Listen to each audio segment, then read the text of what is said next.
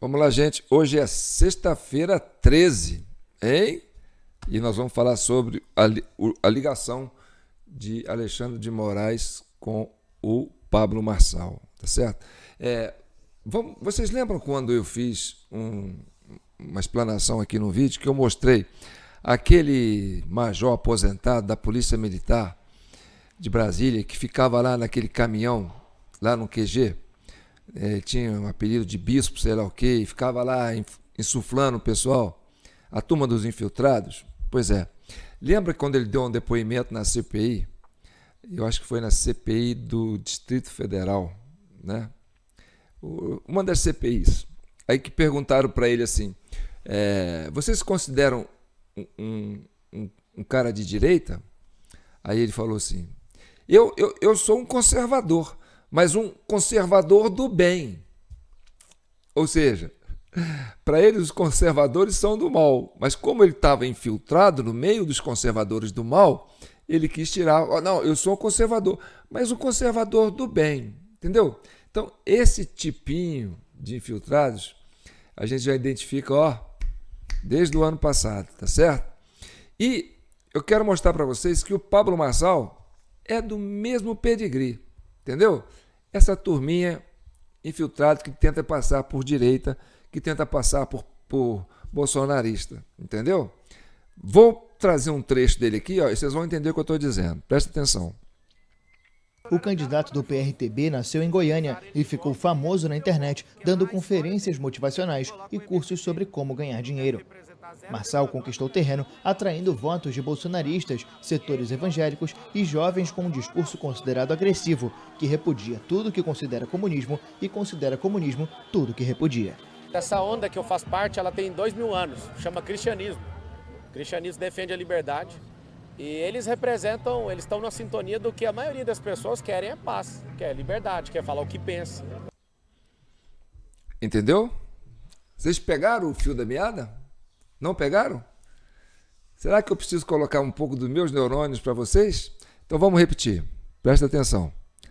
Vou chegar no ponto certo aqui a hora que ele fala. Vamos lá. Presta atenção. Considera comunismo e considera comunismo tudo que repudia. Essa onda que eu faço parte, ela tem 2000 anos, chama cristianismo. O cristianismo defende a liberdade e eles estão na sintonia do que a maioria das pessoas querem. Essa onda que eu represento chama cristianismo. E ele coloca na terceira pessoa do plural. Eles. Não somos nós. Entendeu? Ele não se enxerga dentro do contexto. Isso aí, é uma falha, entendeu? Um ato falho que só a pessoa que está disfarçando acaba cometendo, entendeu? Se ele está incluído dentro do contexto, se ele sente isso mesmo, ele fala, nós defendemos isso. Então, ele não fala dele. Ele fala, eu estou aqui, né, no meio dessa turma aqui, eu quero ser igual a eles, porque eles pensam assim, mas eu não penso. Presta atenção. Discurso considerado agressivo, que repudia tudo que considera comunismo e considera comunismo tudo que repudia. Essa onda que eu faço parte, ela tem 2000 anos, chama cristianismo. O cristianismo defende a liberdade e eles estão na sintonia do que a maioria das pessoas querem, é paz, quer liberdade, quer falar o que pensa. Não querem se curvar para ideologia de gênero, não quer essa agenda woke, que é completamente retardada. Eu quero continuar tendo liberdade de falar o que eu penso. Entendeu? Então ele tenta se encaixar dentro do discurso dos bolsonaristas. Não querem ideologia de gênero, entendeu? Mas só que ele fala assim, eles. Quando ele fala eles, ele não se inclui. Entendeu? Vou no meu caso aqui, por exemplo. Eu sou o presidente de uma comissão cidadã de inquérito.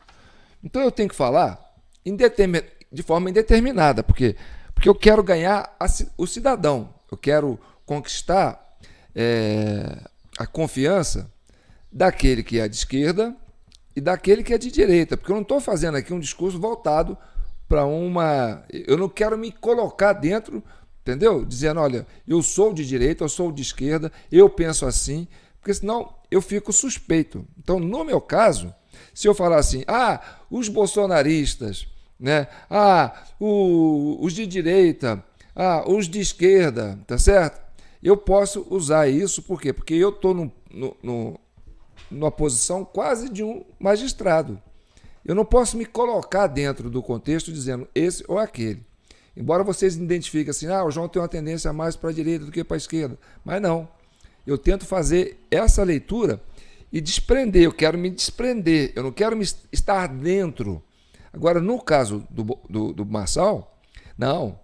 Ele precisa estar dentro. Ele quer se incluir dentro de uma facção, quer dizer, de um segmento eleitoral. Ele quer se incluir dentro dos bolsonaristas. Ele quer ser aceito pelos bolsonaristas. Então, ele não pode chegar falando assim, né? Eles pensam assim.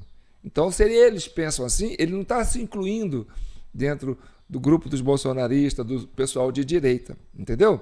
Por isso que eu falo para vocês que o Marçal é uma farsa, entendeu? É o mesmo caso daquele infiltrado que estava lá botando lenha na fogueira, lá naquele caminhão de som que ficava lá no QG de Brasília, né, com os infiltrados, pedindo intervenção, fazendo, entendeu? Para levantar o pessoal, entendeu? Aí depois, na hora que ele foi fazer o depoimento lá, perguntaram se ele era de direita, ele falou, eu me considero um conservador, mas um conservador do bem, entendeu? Agora vamos ver aonde que eu falei para vocês da ligação do Marçal com o ministro Alexandre de Moraes, entendeu? E da onde que vem esse fundo aí que a gente consegue associar, né, essa parceria, tá certo? Sem contar que o Marçal, ele é o queridinho do consórcio de mídia. Não sei se vocês já repararam isso, né? Todos os consórcios de mídia, todas essas mídias aí, né, que ferraram com a turma da direita, aquele pessoal lá do 8 de janeiro, ferraram com essa turma, o Marçal está nadando assim, de braçada nessas mídias. É entrevista, é debate, é comentário, entendeu? E sempre tentando colocar ele como um cara de direita, para ele entrar no eleitorado, entendeu? Da turma da direita, dos que apoiam, né, o ex-presidente Bolsonaro. Então, ele está tendo esse espaço aberto assim, amplo, e não é só nessas mídias não, porque essas mídias vão para a internet também, tá certo? O consórcio de mídia, você encontra ele na internet. E aí o que acontece? Esse pessoal, esses vídeos, esses recortes que tem o Pablo Marçal, ele entra no tráfico pago. Tráfico pago por quem? Por esse consórcio de mídia que tem essas entrevistas deles. Além de um outro exército aí que o Pablo Marçal tem, entendeu? De recorte que está impulsionando, jogando no tráfico pago. Por que eu sei que é tráfico pago? Por exemplo, eu estou assistindo um vídeo, tá certo? No YouTube. Aí o vídeo acaba e aí automaticamente começa a carregar um outro. Aí vem, sabe o quê? Pablo Marçal. É um monte de vezes que eu estou fazendo isso, que eu estou assistindo um vídeo que não tem nada a ver com o Pablo Marçal. Aí acaba o vídeo, entra um vídeo com Pablo Marçal. O que é isso? Quer dizer, a plataforma está empurrando para você conteúdos do Pablo Marçal, sem você buscar. Isso chama tráfico pago, entendeu?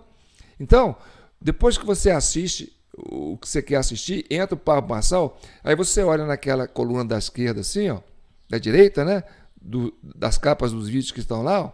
Se você for olhar, lá os 3, 4 primeiros, os 5, 6 primeiros, Pablo Marçal. Então você está sendo direcionado dentro da rede social e está sendo direcionado também dentro desse consórcio de mídia, que está sendo muito confortável com o Pablo Marçal, entendeu? Para associar ele a um candidato de direita. Então é importante isso, porque o que está em jogo, gente, é a Prefeitura de São Paulo. E a Prefeitura de São Paulo não é qualquer coisa, não. Agora vamos para um recorte, e aí eu agradeço a CNN, né? Porque isso acaba trazendo para a gente conteúdo assim, que dá uma boa análise. Vamos lá.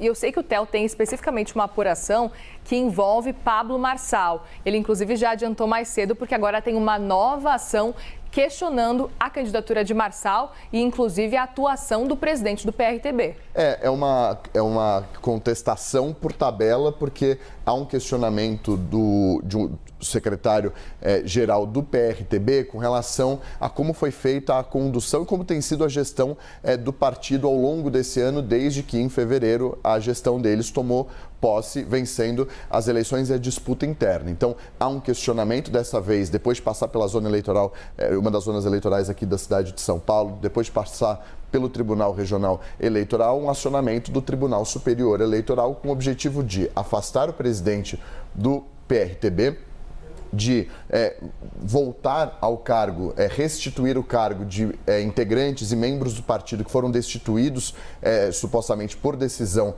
do Léo Avalanche, que é o presidente do PRTB, e, para além disso, um pedido de anulação da convenção que escolheu o Pablo Marçal para ser o candidato à prefeitura da cidade de São Paulo pelo partido, alegando que, entre outros pontos, o quórum para votação não foi contemplado, que não houve discussão prévia e que há algumas irregularidades de regimento e de regulamento interno do partido. A campanha do Pablo Marçal, eu conversei com a parte jurídica da campanha do Pablo Marçal, disse que esse é um fato velho, que não tem nenhuma novidade com relação a isso e que se trata de uma questão no juridiquês chamada de interna corporis, ou seja, uma questão interna do partido e isso não tem um reflexo externo nas eleições. Essa ação diz que sim, que isso descamba para a disputa eleitoral. Quem vai fazer agora essa análise é o Tribunal Superior Eleitoral. É o Tribunal Superior Eleitoral. Bem, o que vocês acabaram de ver aí? Bem, o que aconteceu foi o seguinte, esse partido pertencia ao Fidelis. Esse Fidelis que sempre foi candidato. Eles vão falar isso aqui. A presidente, né? Nunca ganhou nada. Tá. Mas presta atenção, o que você viu aí é que houve uma intervenção dentro do PRTB.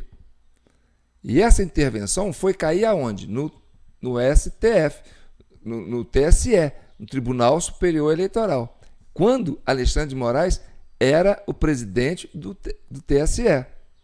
Agora, continue acompanhando. É isso, eu aproveito para falar justamente sobre essa disputa no partido, que não é nova também, ela está se arrastando já faz algum tempo, e o Pedro está de olho nessa guerra do PRTB e vai nos explicar um pouco dessa movimentação que o Theo estava trazendo agora. Podia ser um episódio de casos de família, Muriel, porque a briga no PRTB é uma briga, esse interna corporis que o Theo estava trazendo no juridiquês, ele pode ser traduzido para briga de família, porque no caso do PRTB não é nem só dentro do partido, é dentro de uma mesma família. E isso, obviamente, fez com que o partido fosse, aos poucos, tendo um clima hostil, né?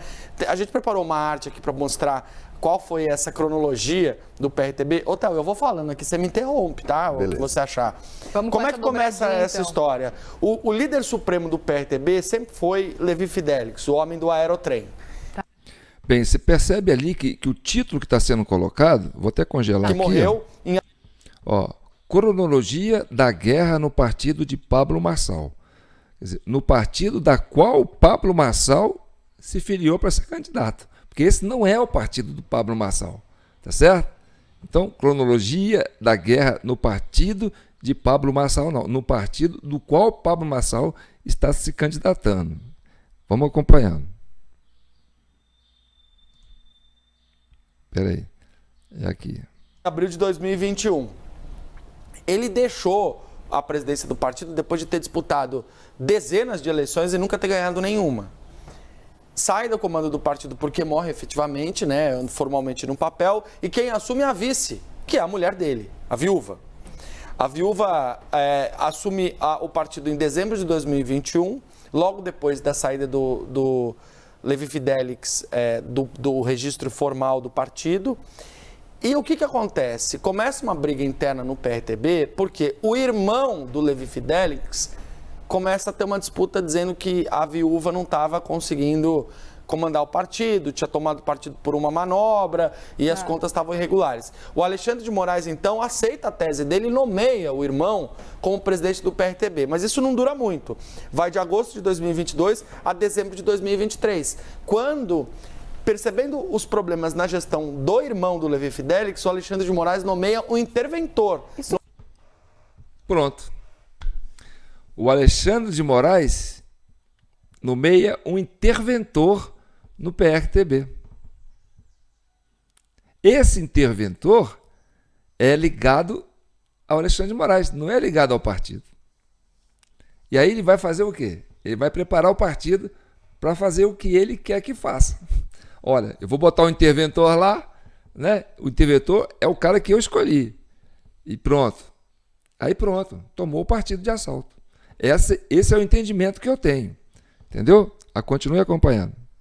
Parece o jogo do bicho, né? É impressionante a disputa pelo jogo do bicho, porque é a disputa pelo PRTB. É um succession dentro de um partido político, né? E essas decisões elas foram tomadas quando ele era presidente do Tribunal Superior Eleitoral. Né? Por isso o Alexandre de Moraes, né? Porque era presidente do TSE. Coloca um advogado para poder cuidar, organizar o partido para fazer uma nova convenção, né? Que teria uma votação. O interventor, tá. Para escolher quem seria o presidente. Esse sujeito organiza a convenção, um advogado sério, que tem uma história, que tem uma carreira, que foi escolhido pelo então presidente do TSE, que estava ali não para fazer política, mas para organizar a questão jurídica. Sim. E ele, então, coloca, cria a convenção, organiza a convenção, surgem 4 chapas que vão disputar a presidência do PRTB. Às vésperas da convenção, dessas 4 chapas, 2 se unem e as outras 2 se unem. Então, viram 2 chapas. Uma das chapas que se une é a do Leonardo Avalanche, que foi eleito presidente nessa convenção, e a da viúva, que também tinha uma chapa. Acabam se juntando, que é a chapa da família, acabam se juntando e fazem uma chapa só. Aí o que acontece? O Leonardo Avalanche é eleito, mas logo depois, com a condução dele, a viúva passa a questionar a atuação do Leonardo Avalanche, novo presidente do PRTB. E no meio desse questionamento dela, vem a convenção que oficializa o Pablo Marçal, candidato a prefeito de São Paulo. Entendeu? Ou seja, os históricos do partido não queriam o Pablo Marçal. E aí o que acontece? O interventor faz uma eleição, ajuda que essa pessoa, né, porque ele contribuiu para o processo, né? Se ele está ali, né, quem diz que não manipula, né? É possível. Então, ele manipulou, né, para que acontecesse a convenção, aconteceu, e a mulher do Fidelis, que é histórica, né, que era vice, depois que o presidente morre, ela assume, né, e depois veio a briga para tirar ela de lá e tal. Aí veio o interventor, né? Continue acompanhando. E aí o teleférico é o novo aerotrem? Podia ser, né? Porque é uma releitura de um programa que por muitos anos foi defendido pelo Levi Fidelix, que era o criador do PRTB, né?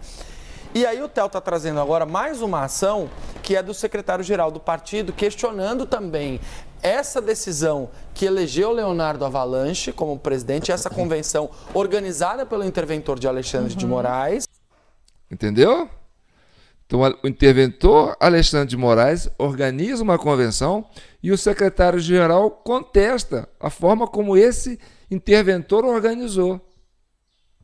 E contesta também a candidatura do Pablo Marçal dentro do partido, que o interventor ajudou a colocar. O interventor colocado lá pelo Alexandre de Moraes. Continue vendo.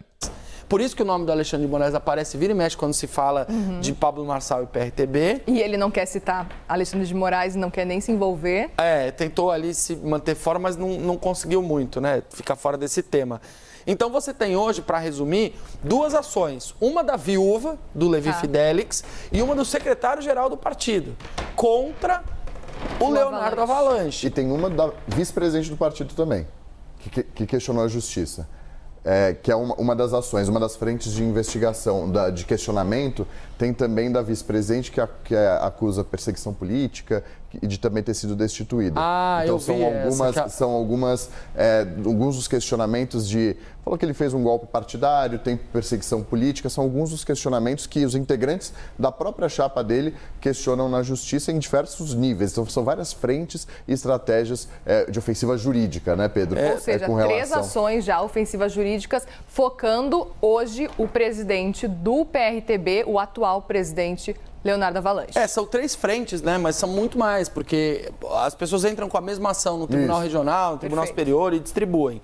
Então você tem essas ações contra a decisão, a postura e a presidência do Leonardo Avalanche. Qual que é a diferença dessas duas ações? A que o Theo traz e a que já existia. A diferença é justamente o Pablo Marçal. Por quê? Esta ação do secretário-geral questiona a convenção que formalizou o Pablo Marçal como candidato. E todas as convenções de cidades com mais de 200 mil habitantes, como é o caso de São Paulo. A ação da viúva, ela questiona a presidência do Leonardo Avalanche, mas o Pablo Marçal tem se aproximado da família do Levi Fidelix, até cogitou a filha dele, Lívia, para ser vice na chapa dele. A Lívia é a tesoureira do partido. E o irmão dela, o Levizinho, que é o filho do Levi, também é o presidente municipal do partido.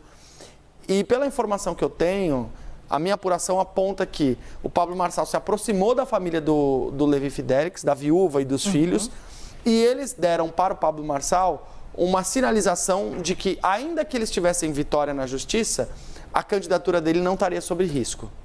Ou seja, se tudo isso der certo, todas essas ações derem certo, e, por exemplo, vai que a Avalanche caia da presidência do PRTB, a tendência é que ainda assim Pablo Marçal continue nesse cargo aí, na verdade, como candidato a prefeito de São Paulo. Bem, então ficou bem claro para vocês que o PRTB sofreu uma intervenção, né, por parte da Justiça Eleitoral, que na época o presidente era o Alexandre de Moraes, que nomeou o interventor, e esse interventor manipulou para que houvesse um presidente, e esse presidente manipulou para que a candidatura do Pablo Marçal fosse colocada no partido e bateu de frente com os interesses dos PRTBistas históricos, PRTB, né? Dos PRTBistas históricos. Então, está mais do que claro que o Marçal é esse tipinho de infiltrado, sabe? Eu estava assistindo, para encerrar, eu estava assistindo essas sessões da Comissão de Constituição e Justiça sobre a questão da anistia, sabe? Anistia dos presos políticos do 8 de janeiro. Sabe? Isso me dá uma indignação que eu vou te contar para vocês. Eu fico assim, sabe, com depressão de ver isso. Sabe por quê? Porque o cara que está preso no 8 de janeiro não gostaria de ter alguém, entendeu? Que fosse político, que fosse qualquer um, pedindo anistia para ele. Porque você pede anistia para quem cometeu crime. Entendeu? Então, quando esse pessoal da direita, que está lá no Congresso, né, eu coloco esse pessoal, porque eu não posso me colocar dentro do contexto, começa a levantar esse discurso de dar anistia para os presos políticos, aí a esquerda vem para cima, fala assim, pô, não vou respeitar esses caras não, porque eles estão sendo covardes. Porque eles não querem levantar o discurso da verdade. Eles têm medo de falar a verdade. Então, quando eles defendem a anistia dos presos políticos, ele quer defender a anistia daqueles que quebraram os 3 poderes, que foram lá e fizeram aquela bagunça. E, na verdade, quem foi lá e fez aquela bagunça não foram os patriotas que estão presos, foram os infiltrados. Então, o discurso da direita fica enfraquecido por causa disso. Porque ele está ali para defender o cara da esquerda, o cara que fez a sacanagem. Então, o pessoal da esquerda olha para esses políticos da direita e fala assim, ó, vocês são covardes, vocês são medrosos, vocês não assumem, vocês têm medo de falar a verdade. Porque depois de tudo que foi apurado, a gente aqui mostrou os vídeos, mostrou tudo para vocês, entendeu? Tá aí o Marçal falando, né? Eles pensam isso. O outro falando lá, o cara que estava lá no caminhão de som lá, que era infiltrado, né? Que foi preso muito depois, porque o cara estava cheio de coisa na internet, né? Chamando o pessoal para invadir. Só que o cara estava como infiltrado. E aí ele fala, eu sou um conservador, mas um conservador do bem. Então, gente, sabe, me dói no coração. me dói profundamente no coração que não tem alguém na direita. Olha, se eu fosse deputado e estivesse lá no plenário, sabe o que eu falaria? Quando aquele pessoal começa a falar assim, não, tem que dar anistia, porque esse pessoal quebrou os 3 poderes, esse pessoal queria dar um golpe de Estado, tentou dar um golpe de Estado, tentou destituir, né, o STF, tentou atacar as eleições e tal. Aí, rapaz, se eu fosse deputado e estivesse lá, eu ia falar aquilo porque estava lá, sabe quem é a família do Crezão. E eles, entendeu? Querendo defender o pessoal que está preso, né? Dando anistia para eles. Se eu estivesse lá, entendeu? Se eu fosse deputado, eu ia subir, ia ficar em pé. Não ia falar sentado, não. Eu pegava o microfone e ficava em pé para falar. Olha aqui, seus ordinários de esquerda. A gente sabe que vocês é que fizeram aquilo, que vocês é que armaram aquilo.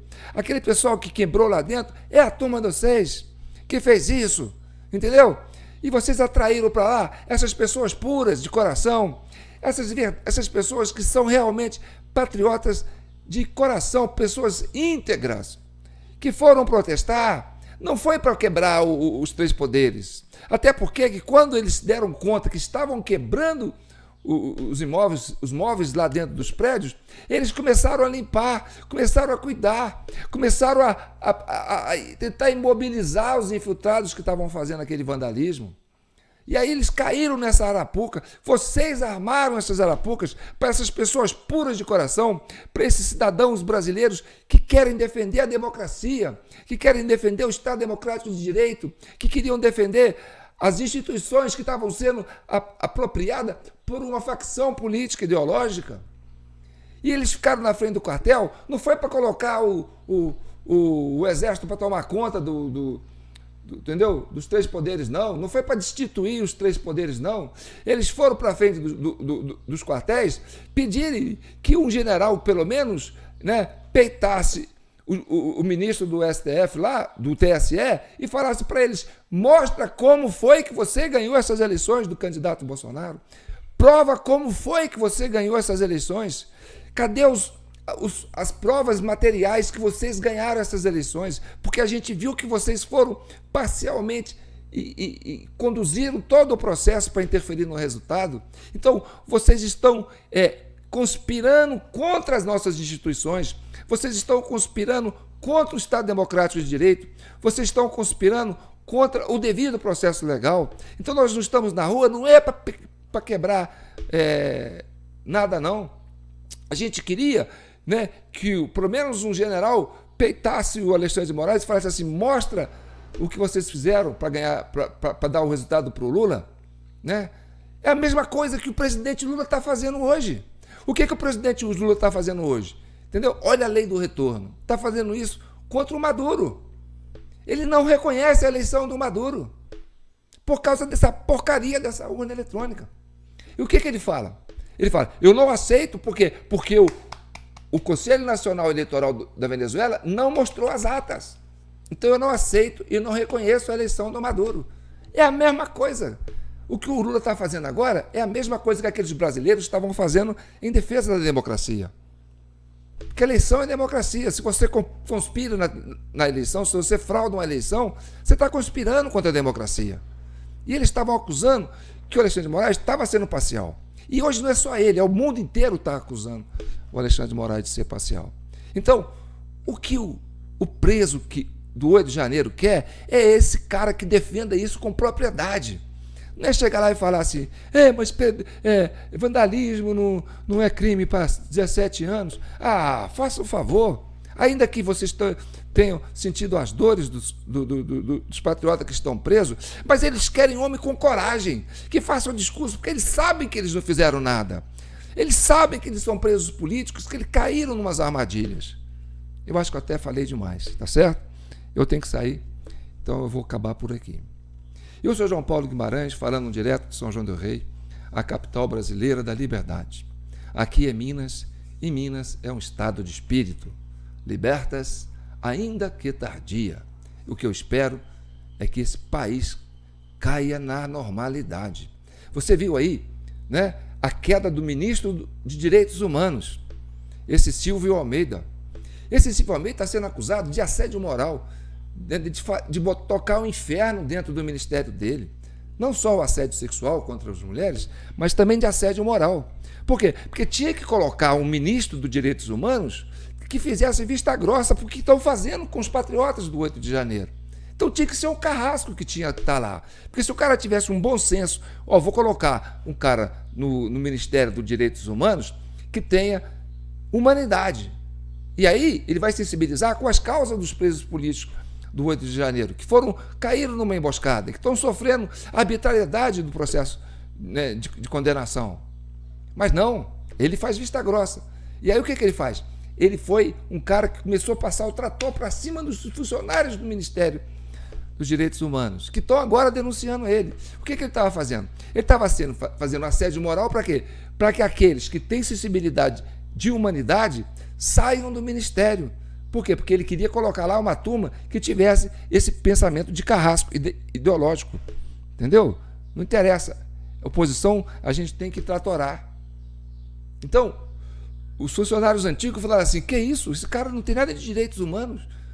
Se ele tivesse, já tinha feito alguma coisa pelos presos políticos, tá certo? Então tá bom. Tá aqui minha chave Pix, jpnoticias@gmail.com. Eu continuo contando com a ajuda de vocês, porque é assim que a gente avança. Entendeu? É se comprometendo com a verdade, se comprometendo com a pacificação. E não pode ter medo de falar a verdade. Se a verdade existe, a verdade vos libertará. Então, é uma pena que esses líderes de direita que estão no Congresso, né, se acovardaram de uma certa forma. E não sou eu que falo isso, não. Sabe, isso é o pensamento dos deputados de esquerda. Eles falam, vocês são covardes, vocês não querem falar a verdade, vocês estão com medo de falar a verdade. Por isso que a gente acha que não tem que apoiar essa anistia para esses presos. Porque, na verdade, vocês estão pedindo anistia para os presos que a gente. Para os caras que a gente colocou lá para quebrar. Entendeu? Porque fica essa coisa surreal na minha cabeça e na cabeça das pessoas. Então tá bom. Compartilhe, comente, tá? Se inscreva no meu canal. No Facebook a gente tem João Paulo Guimarães. No YouTube a gente tem TV Del Rey e um canalzinho lá, TV Del Rey Cortes, que é uma reserva. Entendeu? A gente precisa ter uma reserva. Então tá bom. Fiquem com Deus. E que o manto de Nossa Senhora protejam e abençoe todos vocês. Tá bom? Até a próxima. Sexta-feira 13, hein, gente? Olha aí. Espero que eu tenha, né, esclarecido para vocês. Porque, gente, o brasileiro do bem, o brasileiro, sabe, humilde, o brasileiro íntegro, não tem maldade política. E política não é para amador. Tá certo? Por isso que eu não estou na política. Eu quero voltar para o meu lance de camelô, mas eu sei que vocês estão precisando de mim. Alguém tem que falar a verdade nesse país. Alguém tem que ter peito para falar a verdade. Tá bom? Um abraço.